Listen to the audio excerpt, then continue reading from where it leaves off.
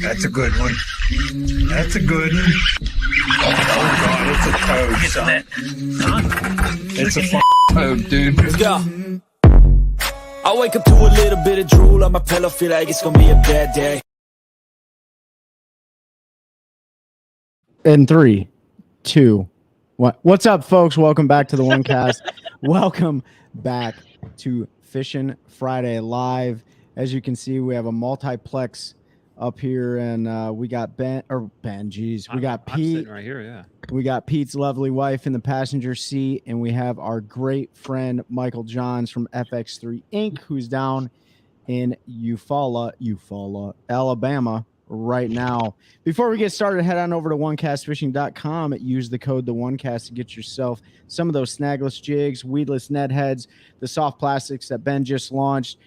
There's also apparel on there as well for the OneCast podcast. Be sure to check that stuff out. Also, since we got Mike on the line, head on over to fx3inc.org and check out Mike's awesome nonprofit organization focusing on veteran therapy and veteran suicide awareness. And the last thing I'll say is we talk about it every show, but head on over to heroesharvest.org.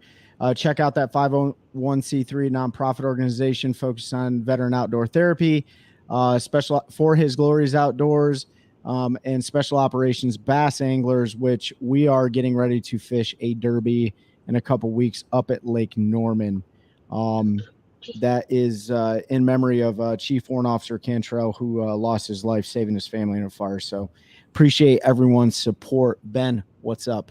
Not much, man. Good to be here. Good to be back for Fishing Friday. I think I was gone last week. We didn't have one last week. No, we didn't have one last week. Sorry, guys.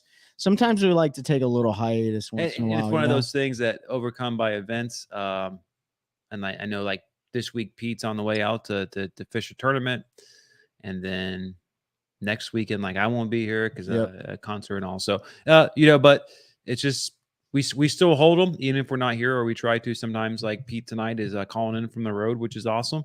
Yeah, awesome. Pete, how's your drive going, man? Going good. We just went live, so for sure my internet will drop and I won't have service, even though we've been talking for the last 30 minutes. It's been going pretty good. So, but it's going, man. Got about an hour to go, and then we'll get into Norman to the Airbnb and get the boat plugged in and do a little rigging and get ready to go catch 3,000 12-inch spots tomorrow. Yeah, hey. Don't pull a Matty Wong and turn off the outlet, or or Chelsea, don't turn off the outlet. Oh yeah, that would makes. And Pete, we know you're going to be scoping around, so you better have those batteries charged. So we got Ben, Pete, and myself. Hey, Mike, what's going on, man? You want to introduce yourself to everyone?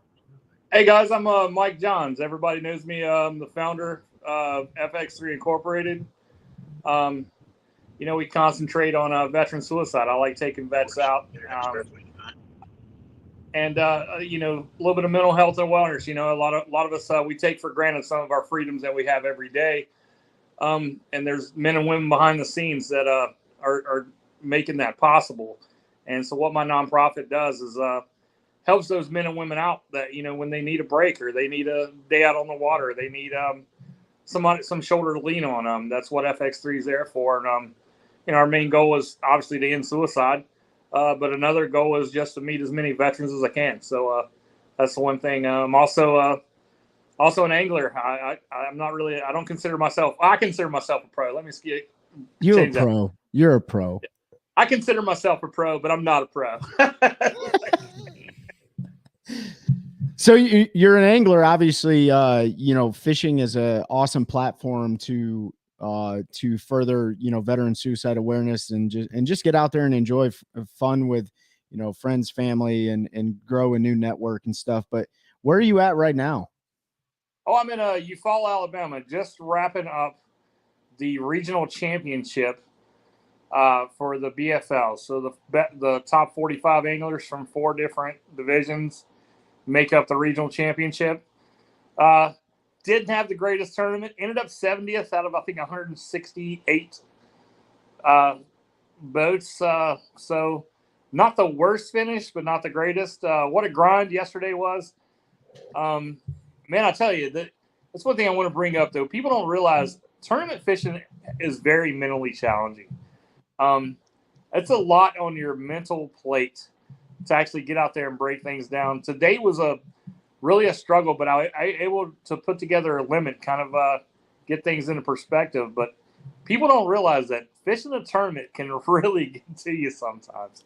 Isn't it crazy how, like, you know, practice is, I say practice, but fun fishing it's just fun.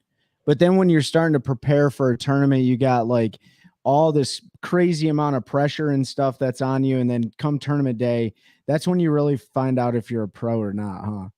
Correct. So talk to us about your practice, man. You follow Alabama, not you follow Oklahoma. Like, what did you do going into practice? Have you ever been to, this is like multiple questions stacked on top of each other. First of all, have you ever been to Eufaula, Alabama before? I have. Years ago, I fished an Armed Forces event here and actually done way better, but maybe the fish were, everybody didn't have forward facing sonar. So, now. Okay. So now that you have forward facing sonar, what was practice like? Practice was great. It's one of the things, really, I don't even like having a good practice anymore, because I feel like every time I have a great practice, I bomb a tournament. But that's when we had a I guess a storm front blowing, same front that closed the Bass Open game. So we had the tail end of that, or the kind of the western side of that front, came in, brought in like 30-mile-an-hour gusts out of the east, northeast, which when you're fishing the west shore of a lake, really can ruin your so I mean, so we can't spill too much juice, obviously, because day 3 is tomorrow, right? That's the top. Was it the top 40 or top 25? I think it's top 25. Yeah.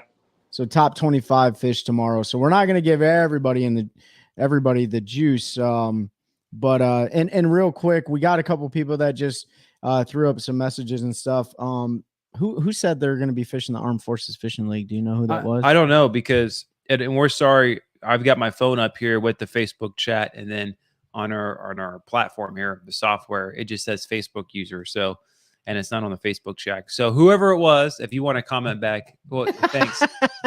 Me helps out a whole lot. You're funny there. It's probably on my Facebook. But. It's all good.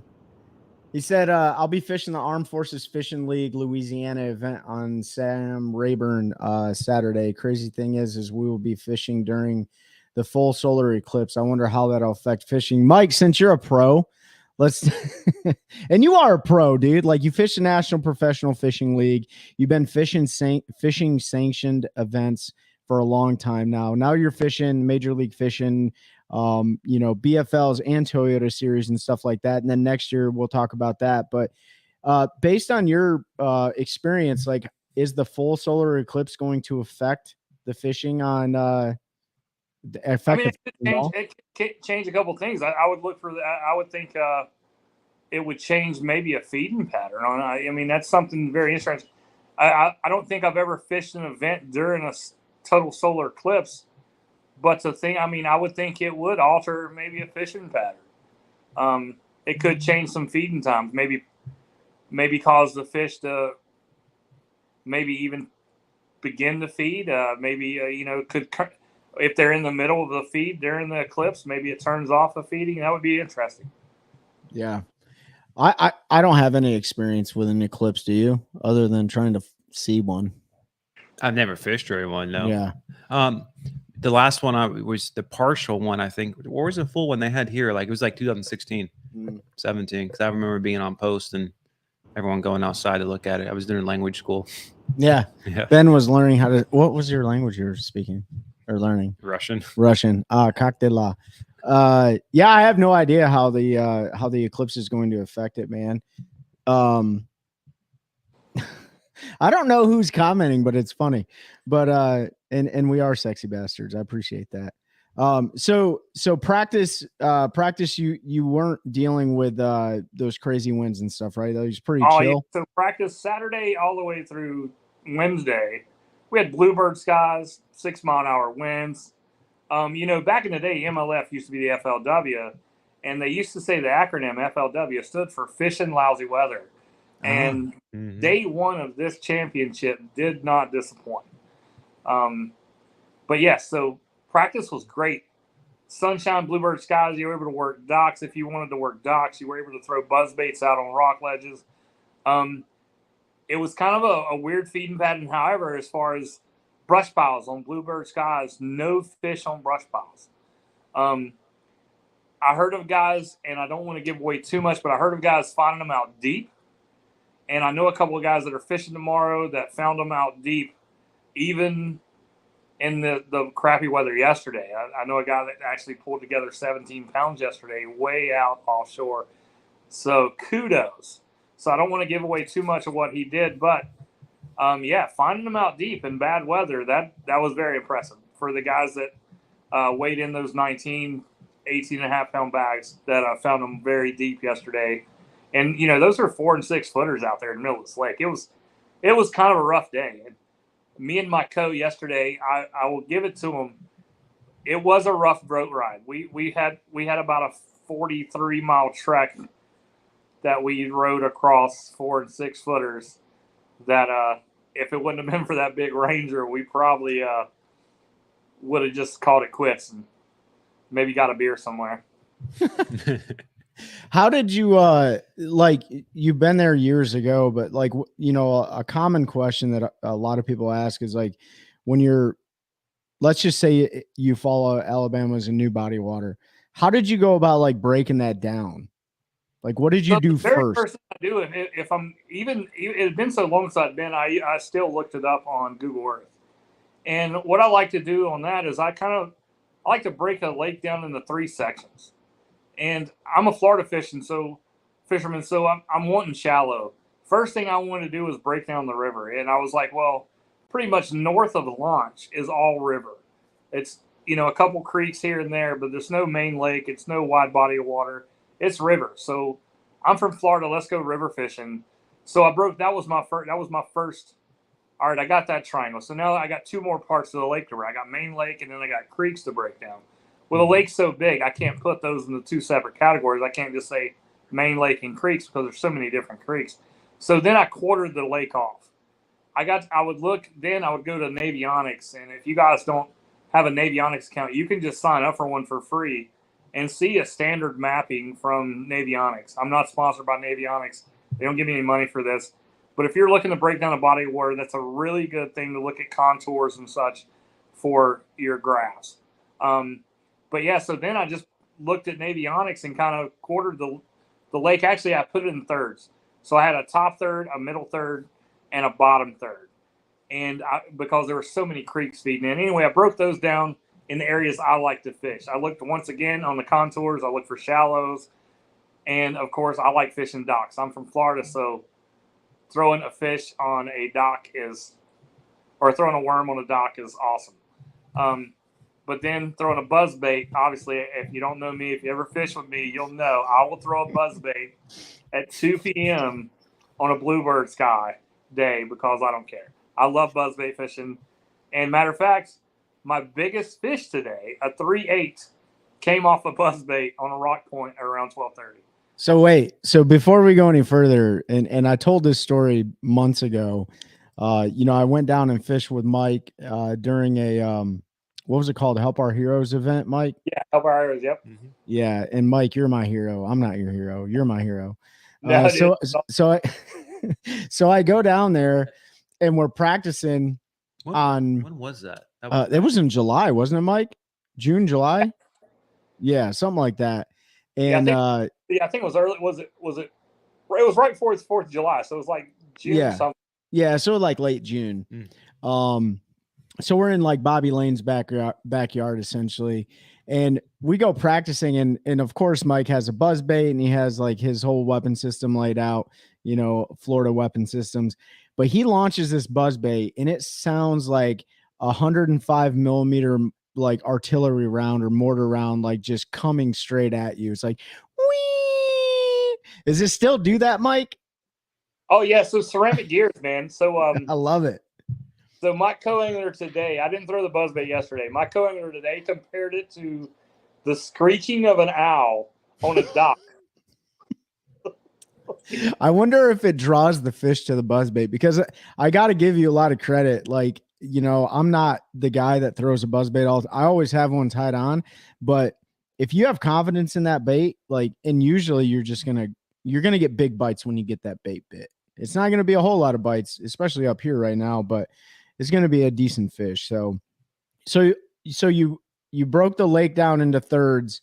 You're using your mapping products, your contour lines, stuff like that. Like, when you're looking at the contour lines, like, I'm assuming you're looking for like where creek channels meet up to like creek arms and stuff Right. like that. What I did is I followed, you know, most lakes, especially the more northern you get, have a really detailed contour line of how the river channel or whatever feeds that body of water. So basically what I done was I followed that river channel, and I started looking at areas, because it's getting that time of year, water's starting to cool off. So fish are chasing shad. They're going to start pushing up shallow. They're going to start pushing up in the creeks. So then I started looking where these river channels meet with creek beds. And a lot of them, I'm looking for structure, because right now they're staging up. The water temps in the creeks are sitting around 81, 82 right here in Alabama. So the shad haven't sucked back away in the creeks yet, but those fish are staging, getting ready for that to happen. So then I started looking for structure on, you know, points, looking for some kind of structure outside of the creeks. And what I found very common with most creek beds was docks. And during practice, it was nothing to catch 16, 18 pounds a day off a dock. However, yesterday, that was not Before I keep running my mouth, Pete, we know you're driving and you might lose service. So you got any questions for Mike before we move on to day one of the derb? Oh, you're asking them all, man. You're hammering it. I know. I'm pretty amazing at this type of thing. Before we go, actually though, and that brings up a good point. Like, this isn't just my show.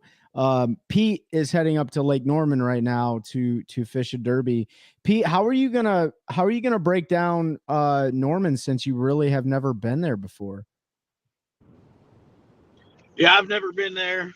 I've never fished it. I got some info from some people that do fish it pretty regularly, and but I did the same thing, man. I spent the last 3 or 4 nights laying in bed looking at. I have Humminbird, so I use their VX mapping on their app, which is essentially just like Navionics. It's just their version. So I've been looking for specific things, channel swings, especially there's a lot of islands on Norman. And I got to talking to folks, especially this time of the year, that those spots will spool up on those islands and those saddles. So I, marked a few of those, and then looking for rock, and there's a ton of docks. And I'm not a dock fisherman. It's not something that I do, but I'm probably going to spend some time, not tomorrow because it's supposed to rain and be cloudy, and so I don't think that's the best for dock fishing. I don't know, but probably just concentrate on rock and some of that offshore stuff tomorrow, and then. Day 2, we're supposed to get the sun and everything. I'll probably go beat around some docks and see if I can't get something going there. But yeah, I really don't know. I'm going super simple, man. Yeah, I saw the front of your boat. And we were talking before, and you said they were drawing down like 6 foot of water. Yeah, it was. I didn't look today, but it was 5 foot down when I looked last night. So I've actually never been up to Norman. I don't know where that puts the docks at on. I don't know. They're not floating docks on Norman. I know that. No, and I know some of them off the front side, as you get closer to the main lake, are in like 40 and 50 foot of water. So. Yeah. On the main lake, and that makes sense. But back in some of those creeks and all, and yeah, back in some of those creeks, they're going to be in super shallow. So that I don't know if that'll play for the largemouth, because I mean those largemouth tend to get away from the spots, and those docks may be a little bit better place to look. I don't know. Water temps, from talking to some folks, are low 70s. Yeah. So that, those shad are starting to push back in those creeks, and I'm just gonna see where the day takes me, man. I hate fishing in the rain. It's supposed to be rain in the morning, so I love it. Be miserable. I'm gonna be miserable for the first 3 hours. I love it. But we're gonna get out there and see what we can do. Should be a great topwater bite. Yeah, dude. Yeah. Mike. So Mike, I mean, yeah, you're from you do a lot of Florida fishing and stuff, but Pete's going to fish Norman. I don't know if you've ever been on Norman. I've been on there a couple times, just to have fun. Literally, no other reason than that. But if the water is being drawn down, it's 5 to 6 foot low. It's a relatively clear body of water, depending on where you run. Like, how would you look at that tournament? Yeah, I mean, water coming down, fish obviously are gonna follow water. Bait is gonna get pushed down, is gonna get shrunk down. So I would try to find some kind of structure that had some depth around it. I think, if you got a dock with 40, 50 foot of water, that might be somewhere I'd start. If I could find some docks with deeper water, or, especially coming out of a shallow, I might even look for some kind of creek. Those creeks are going to get pretty low, so those fish, you got to go somewhere. Yeah, that's true. I would definitely look close to where a creek's coming out into the main body of water. And if I saw a dock or some type of submerged timber or something like that, I definitely would be something I would look at. Yeah, I think a lot of people get deterred when obviously winter drawdown is a thing for flood control lakes and stuff like that. But I think a lot of people get deterred when the water's falling. But all that means is the fish are, if they don't blast out into the middle of the lake, they're gonna get sucked into something, Yeah, I mean, think about a bowl like floating. Like think about your cereal in a bowl. The less milk in there, the tighter that cereal gets together. So the less water in there, the tighter those fish are going to get together. They'll group together. You'll see a lot more schoolers when the water draws down. Yeah, I put water in my cereal. So no, I'm just kidding. So, well, I mean, before Pete and Chelsea lose a service, man, like we hope you guys crush them. And just like I said, Pete, make sure you send me and Ben all your waypoints and stuff too. So, you know the drill. But all right, so me too, Pete. So I can share social media. Yeah. yeah, I got you guys, so you can post them all over the place. Absolutely. I'm actually probably going to make a fish tips and sell them, so that's how good it's going to be. Go for it, man. Hey, people pay. Make sure you when you send us the pictures of the fish we caught, make sure you send them via text message. Yeah. Or iMessage. No. So someone did that. Someone did that to me once. So Hilton Glover did that one time. He was pre-fishing falls or something, and so he sent me a picture, and so I pulled the metadata off of it and be like, "You mean right here?" And he's like, "What? How'd you do?" Well, you sent me the picture, bro. And that's why we use Signal. Yep, and I know how to turn the metadata off on the photo, so they're off online. Back in the day, Facebook used to not strip that stuff off years ago, Yep. and you could get it off Facebook. Now I still use a Kodak camera and have the film developed. That way you can't find me. So, but hey, real quick, I am losing service. I'm about to get onto a side road, so have a good rest of the live, Mike. It was good seeing you, and hopefully we're going to see you here in a month at the benefit tournament. So. All right, man. Hey, you guys, good luck, dude. You guys go crush them. I'll call you tomorrow. Yeah, appreciate you, bro. I'll talk to you then. Y'all have a good one. Yep. All right, you too, bro. All right, now we're down to business. What's that, Mike? So now I guess I've got to fish this tournament next month. Yeah, dude. Well, and I told these guys the other night, if you do come up, because I'm not going back to Missouri then, I don't think. So if you still need a partner, yeah, you still need a veteran to take. I volunteer myself. That'll be a lucrative deal. So this, huh? I said, I thought y'all were trying to make it a lucrative deal to make me want to come up. Now Ben in the boat, jeez. Well, hey, let's talk about that. So your day one, you were getting beat to death, and you said you had to fish on your knees. It was that bad, right? Yeah. So day one, I get out to my first spot, and like I said, there's 4 or 6 footers. I'm on a rock point next to some docks, and I literally almost fall a couple times. So I get down on my knees and start steering my trolling motor with my hand. I actually caught a keeper doing that. Or no, I'm sorry, I caught a short doing that. I caught my keeper standing upright. But I did get broke off on my knees fishing under docks. It's pretty crazy when the waves are hitting your boat so hard that the front of the bottom of your trolling motor is coming out of the water as the waves wash you. So spot lock was kind of non-existent at that point. No, you can't. I've had that happen one time. That was when Matthew came through.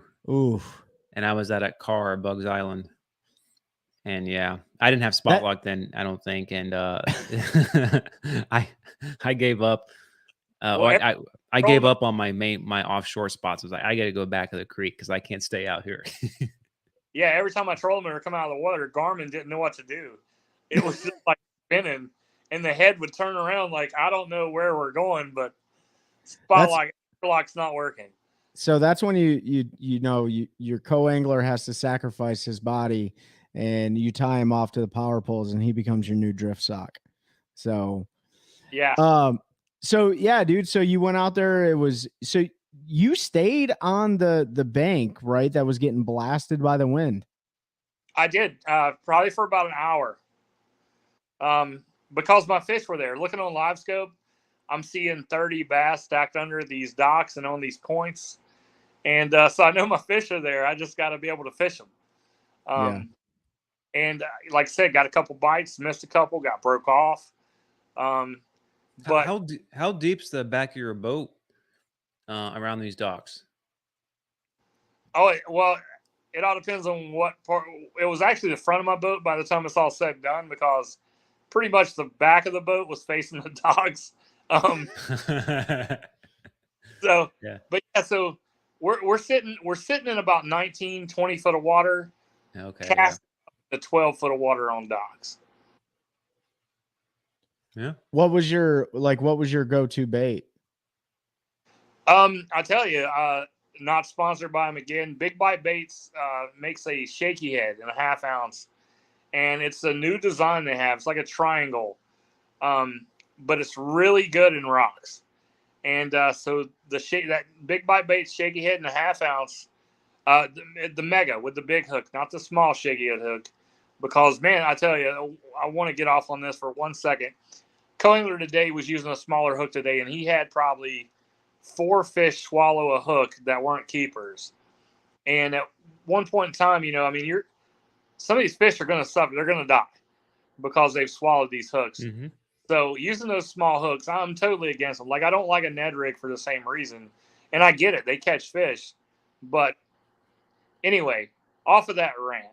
So I go to a bigger hook. I like the bigger hook on the Big Bite Baits. It's called the Mega. And I paired that up with 2 different baits. So I actually had 3 setups on the deck today. One was a 4-inch Yum Dinger in a green pumpkin purple. The other was an Ocho and a watermelon candy. And then the third was a Zoom U-tail 8-inch. And you were catching what? Largemouth or spots? Both. So okay.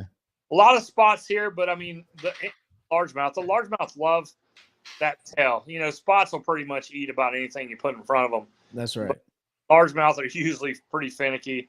In practice, it seemed like the largemouth one of the bigger baits, and the main reason I put the U-tail on there, their bigger U-tail, is I was trying to weed out some of the smaller fish on these docks, because if you fish docks much, especially in an area with spots, you'll have 8-inch spots just eat your bait all day. And sometimes a bigger bait, they leave it alone. Yeah. So in practice, I did find that out. U-tail, at least a 6 and 8-inch U-tail in a watermelon or watermelon red or a green pumpkin violet that would keep some of the smaller spots away. I mean, I literally caught at least 10 5-inch spots in practice on either a 5-inch Ocho in green pumpkin candy or the 4-inch Yum Dinger. So, I never thought of it that way. Like, I mean, I know, like, I throw big baits all the time, But I also throw small baits too when I'm fun fishing. But I didn't think about that. Like, hey, you know what? I just want to, and I'm gonna need that. Like, we're gonna need that for Lake Norman too. Like that methodology. Like, you don't want to catch like 5 million 12-inch fish. You're going to be going through a lot of soft plastics depending on what you're using. It's going to take up a lot of time. Like if you're trying to catch 5 of the right ones, we'll throw a bait that they can't eat, you know? So, and that's your pro tip for today. Hey, so, always said, you big fish, throw big baits. So. That's right. That's right. Which is totally contradictory because Ben like dropped like a 30-pound bag on a one cast fishing weedless Ned. What was it, 2 years ago on your lake, didn't you? Yeah. Well, I dropped 24 something. Mike 24, 30. Who's counting? I think he was using the Ned too. He got 30 one day. Yeah. Out there, but yeah. But yeah, I mean I was using an 1/8 ounce Ned and 24 foot of water, watching it fall down on live scope to painful. All they did with this in my little lake, when they made it, they cut all the trees and they just fell them over out there in 20 foot. So it's all brush out there. There's just that year they were just stacked out there. But you just had to slowly work it through, and eventually one will bite and you bring it up. What was crazy, the next day I went out there to do the same thing, and I had a 6-pounder follow the Ned back under the transducer. I had to shake it there for 30 seconds for her to bite. And then I didn't have much other luck. I was like, I'm going to try something different. You know what worked that day in the wintertime? Flutter spoon. If I cast a flutter spoon out over that brush, and right before it would hit it, you know, I would rip it up. If I could get 3 or 4 bass to come out and chase it, one of them would pick it up. Yeah. And then it's, you know, with the spoon, it's the odds of, are you going to get to the boat? And then, but if you cast down there and nothing would come out and react, nothing would bite. And it was crazy. Like those fish would react to it, come up and chase the flutter spoon. If they didn't hit it, I watched the log they went back to, and I would throw a Ned, a jig, or anything right on top of them. And then you catch them. Nothing. No, you wouldn't get them? Nothing. So it's just crazy how it changes from day to day. Same location, conditions were almost the same. Yeah. And that's why, like, even in your practice, Mike, like you had the ideal conditions for dock fishing. But fish will continue to prove us wrong because you still caught fish when it was blowing like 5 million miles an hour and overcast off docks, right? They weren't the right fish, but you were catching them. Well, even today, you know, almost putting together 11 pounds, majority of my fish still came off docks and rock points, just like in practice. It was overcast all day. It actually rained a little bit this morning, but the wind had laid down. So that kind of allowed me to position the boat and fish the fish I wanted.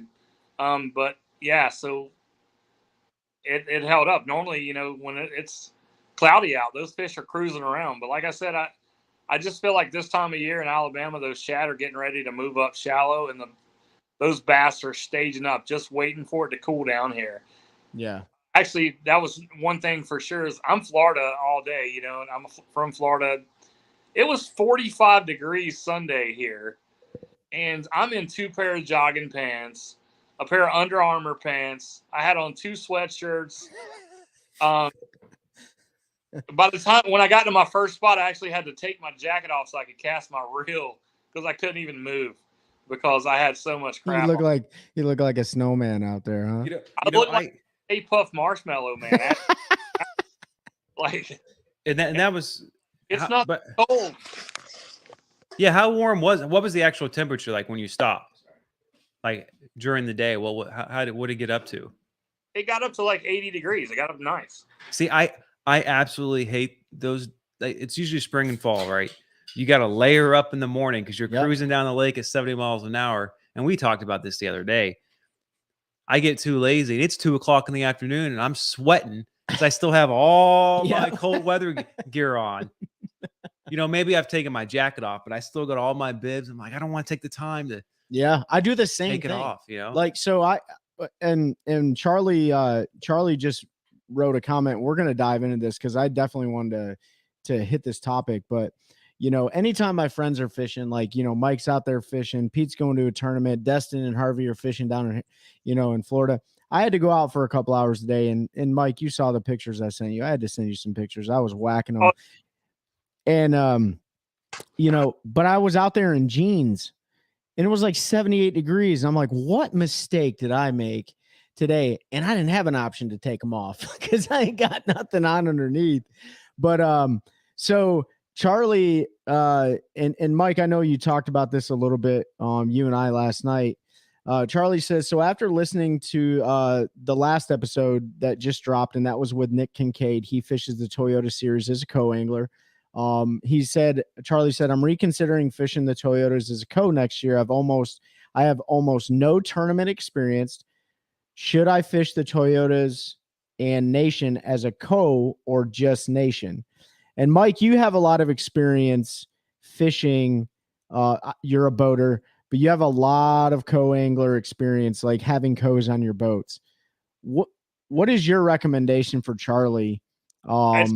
Just getting in tournament fishing, it's crazy. You know, you brought up the Nation because that's how I started off. I fished Bass Nation. I started off in Bass as a co-angler before I even fished my first Bass Open as a co-angler. So I learned a lot. I actually probably done that a couple years, fishing Bass Federation, Bass Nation as a co-angler before I ventured off into like a bigger circuit. And yeah, I would say if you have zero tournament experience, I would learn, you know, save a little bit of your money and learn from some of the local stuff first before you jump out big. I would definitely, because you can learn a lot. There's some old school guys that refuse to fish big tournament trails that'll fish those Bass Federation tournaments. And the main reason they do it is not saying they're not really good. They're good enough to win in those events, and they know they can win, so they just want to keep winning those and not win and not compete bigger where there's more competition. So, yeah, if I had, you know, given advice to somebody starting out in tournament angling, I would definitely say, yeah, fish the Bass Federation. Unless you just really got the money to just throw it around and try to, you know, a wing and a prayer. Because nothing against you, I don't know you, but no experience, that's a lot to put on your shoulders. You know, you're paying $500-$700 a tournament with no experience to go out there and compete. That's a lot to go, a lot to put on your shoulders. I would suggest, I mean, you know, my personal opinion, yeah, I'd start off in the Federation. Yeah. And Charlie also said that he lives out west, and so like small clubs aren't as big as they are, like, you know, down in Florida and the Southeast and stuff like that. But you know, I don't think I've ever been a co other than like probation period for my old club that I was in. I've never been a co for a tournament. Yeah. You know, fun fishing and stuff, going out with buddies and all, certainly. But I don't know personally, like, listen to Nick last week, like not having any experience and all. I understand why he did it that way, and it makes a lot of sense. I think we got to talking, like, I don't think I could ever be a co. Yeah. Because I want to be able to make the decisions. And so I think with a co-angler, no matter where you start, if you do it at a, you know, like little club I used to fish, right? We had co-anglers, they were competing against you. But you could have someone on your boat. I think your club's the same way. Yeah. Obviously they've got the smaller, and then eventually you work your way up to Bass Open or the Toyota Series, right? For co-anglers. So BFLs have them too. Yeah, BFL too. So I guess that's the big thing is, like, around here, you know, co-anglers, if they don't want to take that step up to either Toyota or a Bass Open, it's the BFLs. Yep. And that could be a crapshoot. I mean, yeah, you can get a stud like Mike Johns here, but we know there's a lot. I mean, that's a fact. I mean, yeah. I mean, absolutely, you're a phenomenal fisherman, but anyone can enter the BFLs. So, like, you could have a season, or you could have tournaments where you ride around and do absolutely nothing. Yeah, you know, it's and that can happen too at the Open Toyota Series level, because anyone can put their money in as a boater to go do that. The odds are they should probably know a little bit more. Yeah, if they're willing to fork out that much money. But I mean, Mike, you fished them, I think. Like, Yeah. how many of those guys? How many of those boaters are actually at the open level, really competitive and can really? Oh yeah, I mean, once you start putting $50,000 in front of us on an Open or a Toyota Series, I mean, you got guys that'll go out there and fish ledges all day and chase video game fish. So as a new co-angler with no tournament experience, I would be scared that would discourage him to I can continue. see that too. Yeah.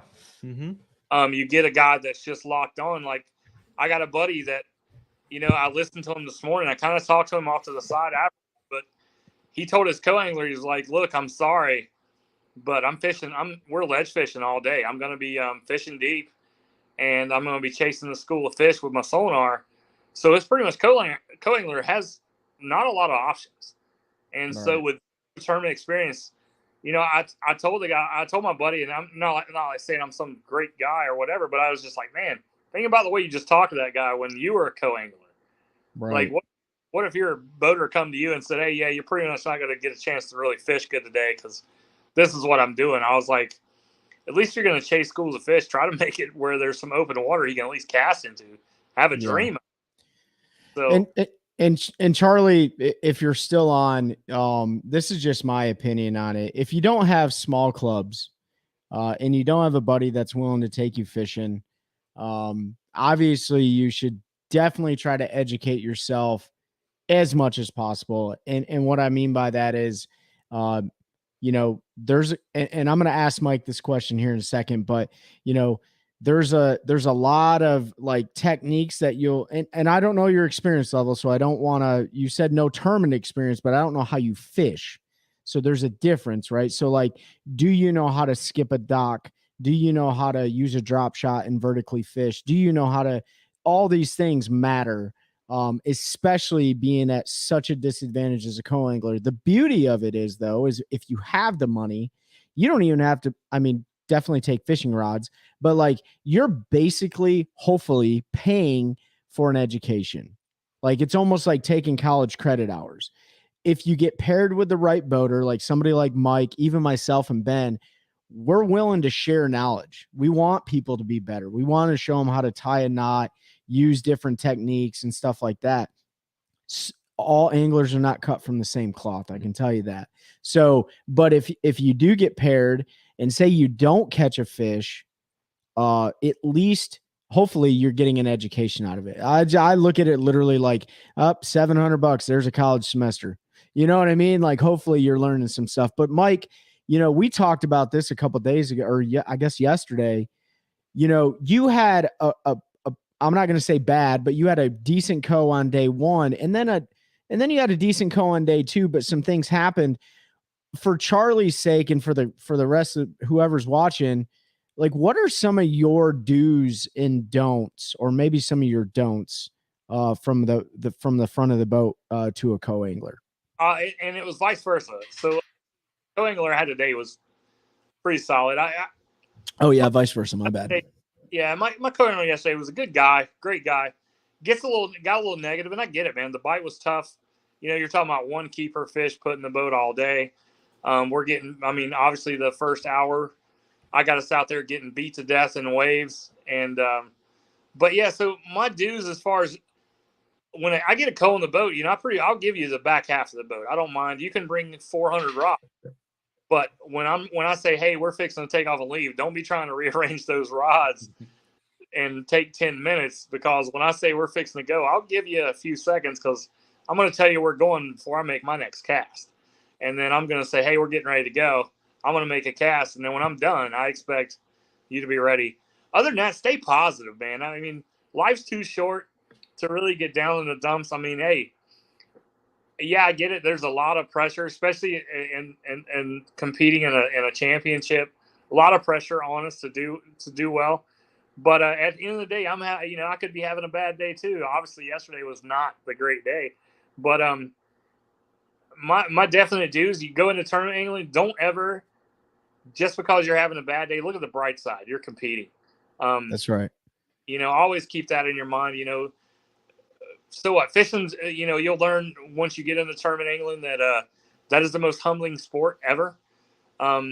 because you will be on cloud nine after practice, and then you might take what I call the Iowa shame back to the boat ramp. I mean, it happens, but yeah, just enjoy the day, no matter how bad it is. Just realize you're competing, and that's but look at and Charlie, if you're still on, like, Mike had an awesome practice, and then a not so awesome day one, but then a pretty awesome day two today. You went from like bottom of the pack up to more than middle of the pack. I finished in the top 50. I think yesterday I was like 130. Yeah, and so I jumped spots. Huge thing.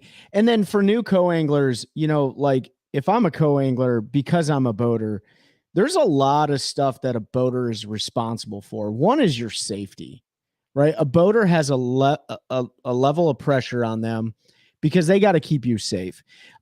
They should try to get you on some fish, but that's not their job to get you on fish.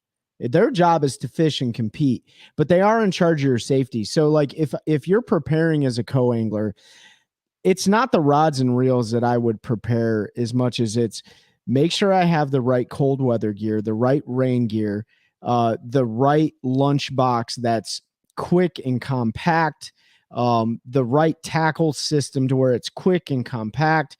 Like, there's a lot of things. Make sure you bring baby wipes, all sorts of stuff, because your boater is going to be responsible for taking you to the bathroom, for, making sure you're taken care of if you get seasick, right? Well, probably not seasick, but, carry some Dramamine pouches with you, things like that. So as a boater, like, you have guys that are just plain out rude, but then you have co-anglers that are plain out ungrateful. And there's a lot of pressure on you as a boater because you are in charge of this person, Oh man, I have some crazy, as a co-angler, I can tell you, I have some crazy stories. As far as, I got a funny story, but I mean, talk about, your boater being responsible. My first Bassmaster Open was the most hilarious pooping experience I've ever had in my life. Oh my. All right, well, we got to talk about it.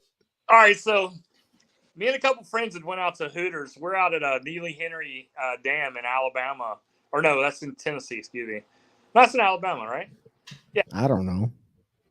Neely Henry Dam, Alabama. So anyway, we had went out to Hooters, had some drinks, got some hot wings. Well, about 9:30 that morning, man, my stomach's churning. Like, we're out in the middle. We're fishing the Bassmaster Open. It's, it's not horribly warm out, but it's not cold either. I got to go. But the thing about it is Bass has a lot of camera coverage. So I just happened to be fishing with a guy at the time that was sitting in the top 10. So we may or may not have had a camera on us. Well, I can't go in that situation right offside the boat, right? So he calls a friend of his that lives on the lake. We make this run for 10 minutes. We get to this. I've never met this guy before in my life. And if I ever see him out in public, we'll probably never make eye contact after this. But he gives me the key to his guest house. And he's like, yeah, guest bathroom's in there. And I guess for some odd reason, he decided to hang out it was kind of like a studio type apartment his guest house was. I guess he decided to hang out. I mean, I'm some stranger using his toilet, and he doesn't know that his buddy just called and says, guy's got to go. Well, I come out and the guy hands me a hand towel and like some scented lotion.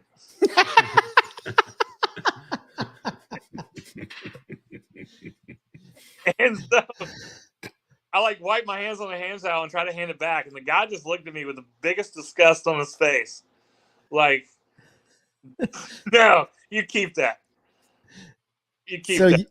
So you went to some random guy's house to go number 2? And like literally blew it up. Like I mean, it sounded like demons that were in there, That's too colorful. So what? But how do you navigate that one? Do you have to call the tournament director and say, "Hey, I got to go potty"? Yeah. So we cleared it through the tournament director and said, "Hey, look, guys, got to leave the boat because things are happening that do not need to be by camera." But yeah, man, that's one of my craziest stories as a co-angler. So, but flip the script on that.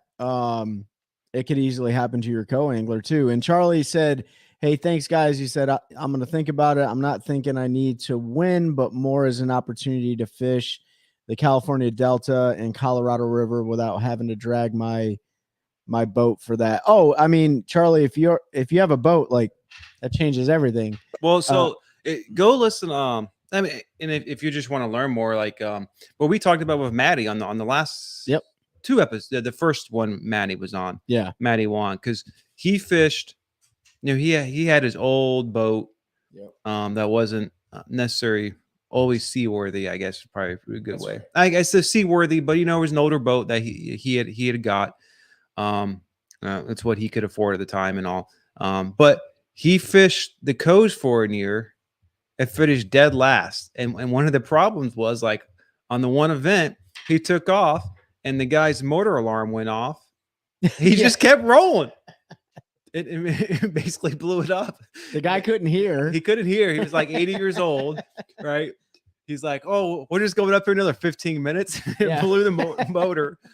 And Maddie's back there trying to look at it and fix it and all. So after that, he said, "I'm not doing that again. Never again." So it's one of those things, like, take the education, and you may whether you do it from the BFL smaller side or the opens you can learn a lot. But if you already got a boat, you might come to a point relatively soon and be like, okay. Yeah. And I highly recommend, Charlie, too, like, if there's charity tournaments out there in your neck of the woods, usually they're always, angler, co-angler type situation.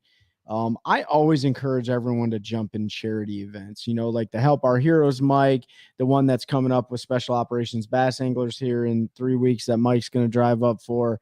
Like, charity events are a great place because there's not a lot of pressure. There shouldn't be anyways, because it's for a good cause. You're still going out to compete. But at the end of the day, like, people are talking, they're communicating, they're sharing knowledge and stuff. Some people use it to pre-fish for future tournaments and stuff like that. But at the end of the day, like, charity tournaments are a great way to go learn. Oh, for sure. That, and finding out that he's got a boat already, I can tell you this, that was the downfall of my co-angler career. Once I got a boat, I knew everything. And it was rough when I went out as a co-angler after owning my own boat, because I'm like, oh man, I know how to do this tournament. And then I just couldn't fish out of the back of a boat. I was done. Yeah. I mean, you just, like Ben said, like, you don't want to not be in control when you've been in control and you know what you like to do. And really, when you're in the front of the boat, that's where you really get put to the test, because then it's all about decisions. Like, as a co-angler, sure, there's decisions that have to be made, but we're talking like strategic versus tactical. Like, yeah, you got to figure out, okay, as a co-angler, do I need to just bring a drop shot or something to follow behind the angler that's hitting every single target and maybe pick up a fish that he or she missed? But as a boater, you're like, am I fishing flats? Am I fishing docks, brush piles, riprap, a culmination of all of them? Am I punching? And God forbid you're a co-angler and it's a sight fishing tournament, because you're screwed, man. Depending on where you're at, like, if I was fishing behind Mike down on, Toho, I basically would just sit down and just talk to Mike all day to distract him, because I know I'm probably not going to get an opportunity to catch a fish. I'm glad you did bring up about different techniques too. I just thought about something too. And I remember a couple of guys when I was kind of up and coming and really just getting on the pro side of fishing. I remember all of the rods getting taken out of my boat and set in my truck. And then I was given a wacky rig and a shaky head. And that's all I could fish with that whole day. So if you want to learn techniques and get better at fishing, put your comfort stuff back in your truck and go fish new techniques. Learn how to work them, learn how they work. And that helped me a lot. Oh, I think that's true. I mean, like, yeah, that's good for a co-angler, but I do that. I'm sure. I don't know if you do that now, Mike. Well, I mean, you're so seasoned, but and we all are, but I still do that to this day. I will take every rod out of my boat, and I'm like, I am only throwing X bait today. So I won't do that. I end up in that situation because I break everything else off. And I finally figure out, oh, I'm just going to retire one thing and keep fishing this one thing right now. Like I just came off the water a couple hours ago, and I had a Ned rig on the front deck. I had a drop shot. I had a jig, and then I had an Alabama rig, and I had an Demiki rig, right? Fall fishing, and yeah, I went shallow and tried flipping a jig, but it just wasn't on in the stretch I was at. So I went out and I just scoped them. The only thing they would eat was a small Alabama rig. And that was it. That's all I needed to throw. If I'm getting the bites, of course, like if they were small bites, I would change it up. But yeah, I mean, I love doing that, man. I love going out and just taking one rod, especially when the frog bite is on. If it's a frog bite deal, I don't need anything else. So, but I know we're coming up here on an hour. I think we got a few minutes left. You had an awesome tournament though, dude. I mean, it's the last sanctioned event for the year, right? So what are you going to do next year, man? Everyone wants to know, or do you not want to release that top secret information yet? Maybe we'll save that for another day, or all right, not, if we won't. I'm joining. I'm going to fish the elite qualifiers next year, all 9 Bassmaster Opens. Outstanding. Going to travel around and advertise this one cast hat everywhere I go. I love it. So you're going to fish the Bassmaster Elite qualifiers. The good thing is all the guys are going to make the elites this year, and you don't have to worry about them next year. No, I mean, it's going down right now, dude. I mean, like Milliken is sitting in second with just over 20 pounds. Is he in second? Yeah, yeah, he's in second right now. Nice. The first place guy, or who's sitting in first right now, I think he has like 24 pounds. Yeah. Huh? Is it Corey Messer? Yeah, Corey Messer. Yep, Corey Messer's sitting in first right now. But I mean, only 2 bags, 20 pounds or plus. Like, it's fall fishing in Florida. Dude, I just brought up the bass schedule. You should be stood up well. Okeechobee in February. Yep. Oh, you know what? That's my kryptonite. Me Really? and Okeechobee do not like each other in February. Really? Okeechobee is such a shallow lake. Imagine fishing a very shallow body of water during spawning season. I did it one time down there, and I was late on the tail end of the spawn. But you're right. I mean, if fish are small, bedding fish, and it's just finding those perfect spots. And then you're talking about, say, 200 anglers competing for those beds. Plus, I heard the ABA started that new professional league. The 150 is going to be in the same weekend as same weekend. It's like theirs starts on a Saturday. Like I guess we fish Thursday, Friday. Fish Thursday, Friday, Saturday. Yeah, and they fish Saturday. So we're gonna have them guys out there practicing. We're gonna be competing. Oh, that was like at this year when they had the big BFL. Yeah. Right after the Open at Bugs Island. That's right. Yep. But the Open finished on Friday. But that's a spawn tournament for Mike, right? February. Yeah. That'll be a spawn tournament in Okeechobee. Yeah, it'll be fun.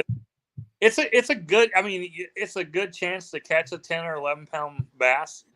But it's just finding that in murky, muddy water, finding those spawning fish. So me and Okeechobee not like each other in February. Yeah, but Okeechobee clean water. Okeechobee wasn't won this year it was one in the river. Tyler Rivette on the Elite Series won it, didn't he? Correct. Yeah, he won, ran up and found some a good rock pattern and up near the lock in the dam there. So yeah. Mm-hmm. So maybe that'll take, I mean, either A, you go up there, or B, maybe that'll take some pressure off. Everyone saw the elites this year and they're like, well, I'm just going to run the river because Tyler Rivette won the tournament there.